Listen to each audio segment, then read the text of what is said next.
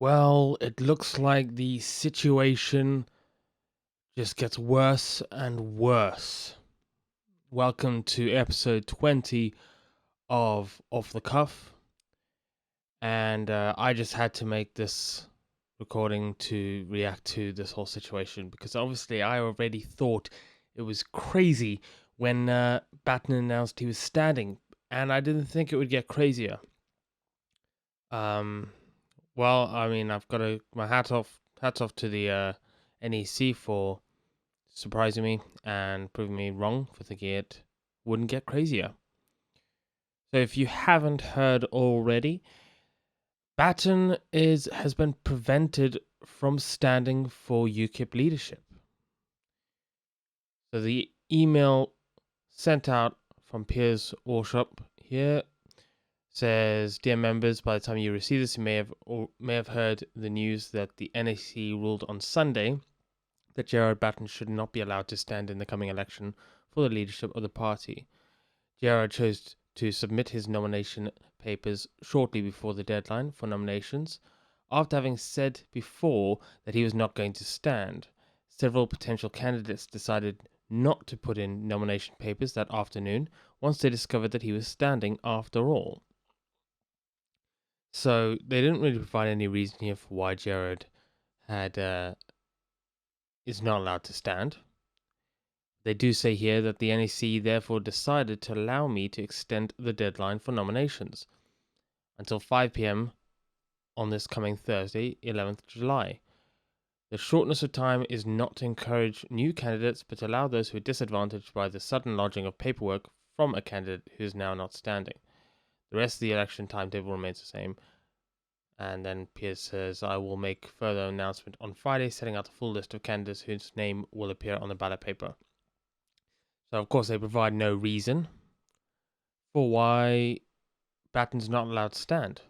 There was a lot of speculation. I saw two main reasons that people were speculating. The first one, I'll say, I've got no proof or whatever, but I saw some screenshots, but they're not really verifiable, which was people were saying that Batten did not attend the vetting process, and that was the reason he wasn't allowed to stand. But it doesn't say anywhere in the Constitution or the rules that he needs to attend the vetting process. But there was another little piece I saw was they said that Gerard Batten had violated H16 of the UKIP party rules, which states here, H16, any member who invites a member of an organization on the prescribed list to speak at a UKIP meeting may be subject to disciplinary action under Section AA of these rules of procedure. Now, you might notice that this is a little different from the UKIP membership joining form, which says I am not and have never been a member. This H16 says any member who invites a member of an organization, strictly present tense. Gerard Batten has never invited an organization on the prescribed list. Now, obviously, we're all thinking they must be talking about Tommy. Tommy hasn't. He left the EDL and announced them a long time ago, and he was a member of the BNP, but that is also why he's not in UKIP. That's why he's not allowed to join UKIP without a vote. So this has been absolutely crazy. And frankly, all the reasons that people were speculating, that I saw people discussing on YI and on other places, like the Liberalists, there was no concrete reason. It's far too wishy-washy. They've not even justified it properly, and every time I've seen people like refute a certain point about like H16, then another one is brought up, another reason. So no one really knows. Well, that's not actually true. No one knew. Just earlier today, there's another email that came out from Piers Wauchope. Yeah, that says, "Dear member, on Sunday 7th of July, the NEC voted to not to allow Gerard Batten to stand. The NEC is the party's governing body. Every NEC member is elected by the party members, and every NEC member is an activist who works for no financial reward to bring about the best results for the party." Now, I'm not so sure about that. I personally don't believe that the NEC are doing much good in the party right now. Every single time I've seen them take an action, it's not been a good one. And frankly, I think the fact that that Ben Walker, being a member of the NEC, deciding whether or not Gerard Batten can stand, I hope he didn't took a pass on voting, because frankly he shouldn't have. I don't think he should. That's conflict of interest, massive conflict of interest there. So it goes on to say the NEC found that Gerard had brought the party into disrepute by allying UKIP to people detrimental to the party's reputation, and failing in his duty to either defend or explain his decisions and our policies to the wider public. Such a failure in a leader caused the party great damage. Now that's questionable, because, I mean, if Batten had never been leader, the party never would have any damage to be done, because it would be gone. Because Batten is the one that brought the party back in the first place. So his direction was the right one. It goes on to say, we are not a far-right party, implying that Gerard Batten is far-right, and Gerard's new direction was not working for us. Now, frankly, I don't give a shit if it's not working for you. It was working for the membership. It really was. Until the EU elections, until the Brexit Party came about, everyone was loving what Batten was doing.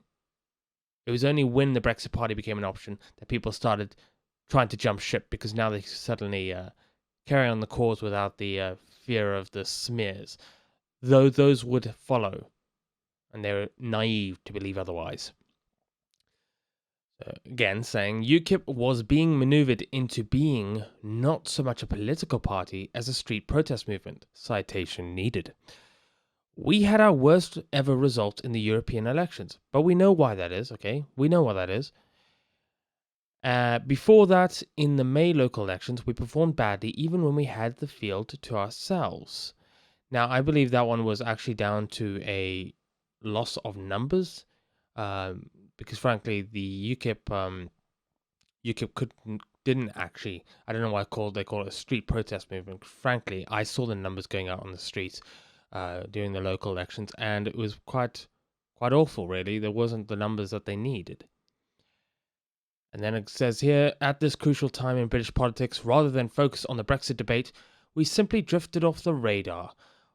No, UKIP really didn't. UKIP was being discussed a lot, especially with Carl Benjamin's remarks, and that was all that was discussed. I think UKIP kept focusing on Brexit. It was everyone else who did not focus on Brexit and couldn't talk to UKIP about anything else. So it goes on to say these errors were compounded by a leader who refused to speak to the mainstream media. I wonder why. No UKIP message got out. Yes, it did.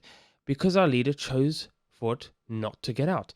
So what Piers is saying here is that if he had gone and spoken to BBC, they would have been so kind as to get his message out. They wouldn't have asked him about Carl Benjamin and Gerard Batten. They wouldn't have asked about Islam. No, they would have talked to him about his policies. Like they did with Gerard Batten? Nope. Like they did with Carl Benjamin? Nope. So, yeah, it's a load of rubbish to believe that the mainstream media would get your message out there. I gotta wonder, what rock do these people have their heads under? Those members who did appear on television or radio spent the whole time defending his decision on his associations and little or no time getting across the UKIP message. Precisely. And if you hadn't talked about Islam, they would have talked about something else that UKIP has done.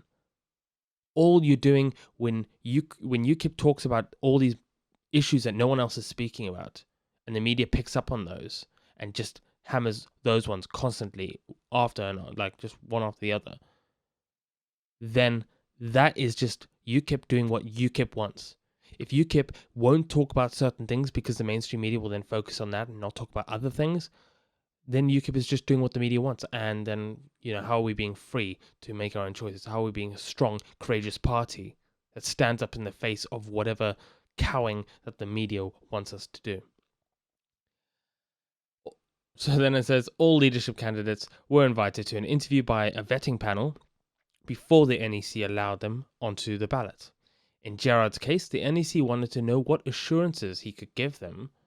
Would he distance himself from his associates? Would he get our message out on the television and radio channels? Gerard did not attend the panel but made it clear that his answers were a sharp no. Now, I don't agree with all of Gerard's decisions, but I commend him for not saying, yes, I'll do what you want. I'll bend over, go be gentle, please. No, because frankly, I'm happy that Gerard Batten is happy to stick to his guns, stick to what he believes is right. And I do believe that Gerard Batten will be happy to push in the direction that Ben Walker wants to, just separately. Like I've got my own little thing going on where I'm going to be trying to push for branch growth, and I don't need Batten's permission. I don't need to be leader of the party to do that. Neither does Walker. So then finally says here, finally, Gerard frequently expressed his reluctance not to stand for leadership. He said, led the party to its worst ever defeat and would not seek re-election. Even after submitting his papers, he still let it be known to many that he was not sure whether he wanted to continue. It was not clear, even on the day of the NEC decision, whether he would withdraw. He had a great opportunity to put the party first, to withdraw and call for unity. Now, I think that's a leading statement, really, because who's to say he had a great opportunity to put the party first to withdraw? Who's to say that's how you put the party first, by withdrawing? It's an absolute load of bullshit right there. And yeah, I think the moment that Gerard Batten announced on Twitter that he was going to stand again, that was it. So I think this statement here that he let it be known that to many that he wasn't sure, I think that's a load of rubbish, and I'm going to need a citation on that. I'm going to need some proof on that, because once you announce something publicly like that on Twitter, you've shown your cards, So finally, it says here, the National Executive Committee proposed a vote of thanks to Gerard Batten for his steadfast determination over the past year, but are equally determined that it's time for a more unified direction for UKIP.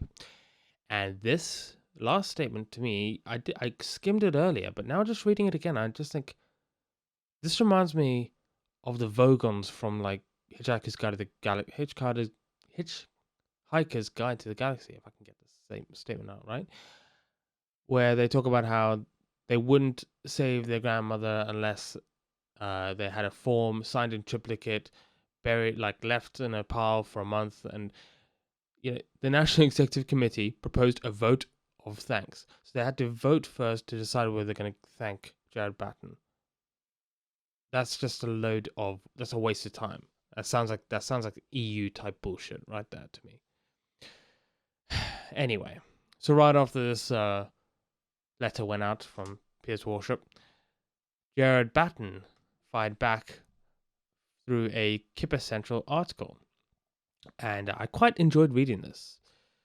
So firstly, I'm just going to skim through this. So he called the members to not resign from the party if he is prevented from standing. Don't resign from the party because the decision is being legally challenged.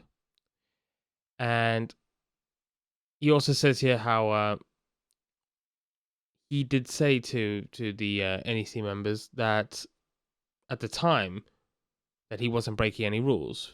Last year, he said to them, he pointed out to them that there were no rules being broken then, and a lot of the membership. He actually thanks the members. He says, "Yeah, our members have been incredibly supportive of me and what I tried to do as leader." And if you look at the comments, which we'll go through in a moment, you can see that they're very supportive.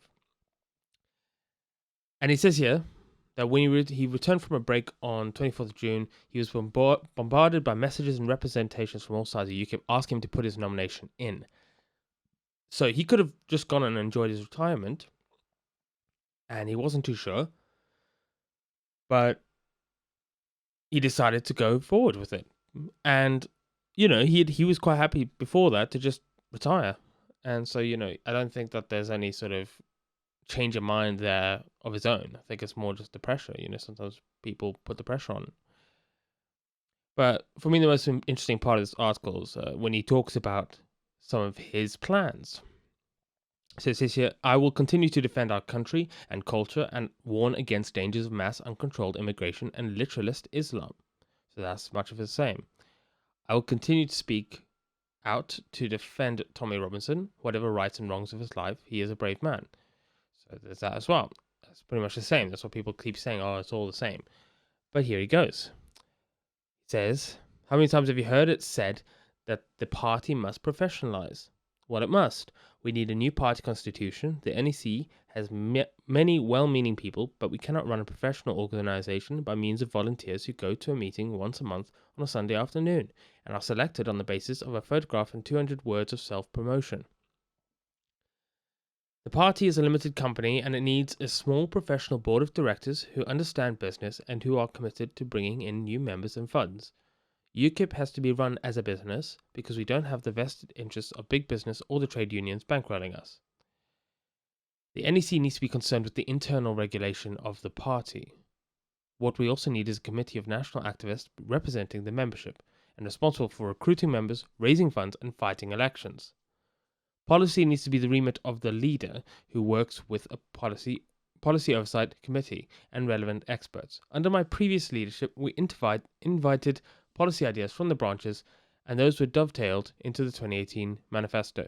These ideas have to work in tandem. The easiest thing for me would be to retire and enjoy my personal interests, but if the members want me to continue, I'm prepared to try and implement my reform ideas and then see where we go from there. Now, I think that he's definitely right that the party needs to be run like a business. In the same sense, you are not allowed to go out there and slander the company you work for. Typically, there are all sorts of legal documents, or you risk being legally challenged, for slander, things like that. And I find it a massive problem, the fact that UKIP has a huge problem with backstabbing, with loyalty issues, where people have decided they don't like what the current leader is doing, so they're just going to go out there and, smear the current leader or whatever. And I mean, in a way, I like Batten's article, but it's the same thing. He's publicly, speaking out against the NEC and vice versa. There's a lot going back and forth, and it's all very public. And it just seems to be constant dirty laundry being aired all the time. Really frustrates me. But we got to think about why it's a bad. Why was the NEC's decision a bad one? And to show this, I will just go to the comments in response to Piers Wauchope's post here, saying, here is the motion passed by the NEC on Sunday. Gerard Batten has brought the party into disrepute by his actions and associations, and should therefore not be allowed to stand for leadership of the party. 384 comments. Let's go through these. So we got here this first one, Damien Heads, the Kipper stream host. Let's just call him, or why I remember. He's posted an article of his, which he posted on Kipper Central as well, at all. So that he is against this movement. Got here someone who is against the movement, saying they're glad they haven't renewed the membership. Someone who's saying they're not going to renew the membership. Someone who's saying you've destroyed your only source of relevancy. What a load of rubbish from Paul Gannon here. I quit UKIP, you are shameful. There is pretty much constant just people angry. Here, this guy here says, absolutely fantastic, great decision. And then there's someone who says their donations have been cancelled. And this guy's saying he joined the party because he trusted Gerard Batten and he's not going to renew his membership. And someone here is saying that they're not going to renew their membership. And someone else here who's saying UKIP are now, okay, well, he's just being general. UKIP are now a bunch of has-beens. We've heard that one before. And yeah, it's a lot of negative. People are not happy. And most people just feel that this decision should be put to the people. Gerard Batten should be allowed to stand so that the people can choose whether or not they want to vote for him. Right now, there's a few movements being made. There are some legal actions being taken against the NEC by the looks of it. And there's also a petition going forward to try and get this decision sort of re-evaluated. Frankly, in my opinion, the damage has already been done. I want to see Batten back on board, obviously, but this would have been so much better if this hadn't gone out at all. It's just a load of rubbish. It's like, okay, Batten's standing, and then a bunch of people step down because of that. Okay, now Batten's no longer allowed to stand, so some of those people might get the opportunity to restand. And now if this legal action goes through, then maybe Batten will be restanding, but people aren't sure. So you got people are going to get sick and tired of it. This is just like back and forth and back and forth. We don't have the time for this. And frankly, it's ridiculous. It's ridiculous, stupid, petty politics and drama, and we just don't have the time for this. That's my personal opinion. Either way, I hope that Batten gets a chance to stand. I'm going to vote for him if I can. Otherwise, I hope that Richard Brain stands again, because he was my previous choice. Otherwise, I don't know what I'll do. I'm staying in the party, but the direction the party goes in will probably decide how active I am, how active I continue to be. Till then, I will continue to move forward with my own projects and my own plans in UKIP, and I will do that irrelevant of whatever decision any leadership makes, because I don't respect their authority. They're gonna have to earn my respect. But I'll work with people within UKIP who have the same ideas as me.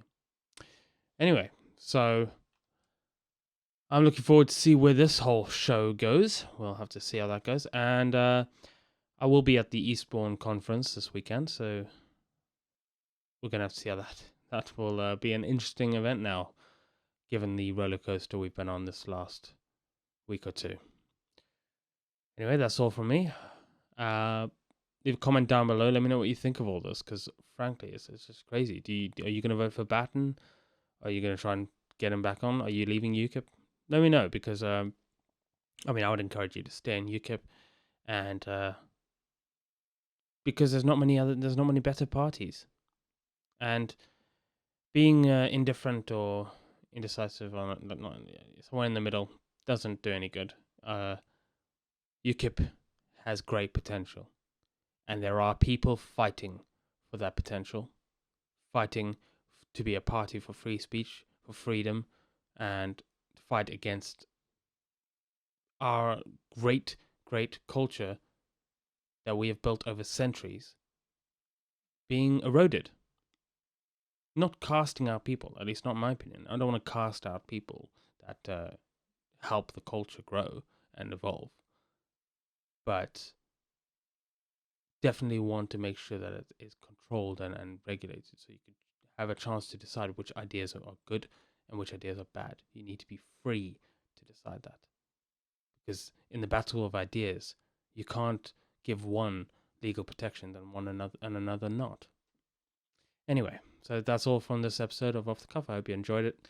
Like I said, leave a comment, and hopefully I'll get back after the Eastbourne conference, and I'm gonna have to hold actually on doing a video breaking down the different leadership candidate policies, because of all this ridiculous going-ons. So anyway, till next time, have a good one.